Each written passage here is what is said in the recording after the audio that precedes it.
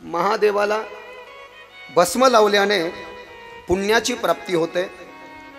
महादेवाला चुरम्याच्या लाडूचा, दूध आणि तांदळाच्या आणि साखरेच्या खिरीचा आणि गव्हाच्या पिठाचा शिरा हे 3 नैवेद्य दिल्यानं आयुष्य वाढतं। धूप अर्पण केल्यानं धनाची प्राप्ती होते। महादेवाची आरती केल्यानं या ठिकाणी ज्ञानाची वृद्धी होते, माणसाचं ज्ञान वाढतं। गुरुचरित्रामध्ये सांगितलं आहे, ज्याचं फायनान्शियल स्टेटस चांगलं नाही आहे, म्हणजे जमीन जास्ती नाही, बंगला नाही, घर नाही, गाडी नाही,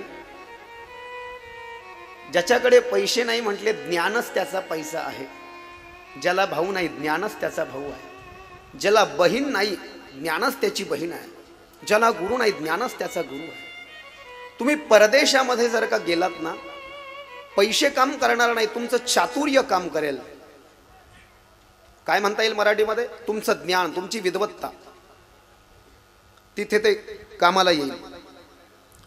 महादेवाला तांबूल म्हणजे विड्याचं पान वाहिल्यानं भोग प्राप्त होतात, हे असं आपण कालपर्यंत ऐकत होतो।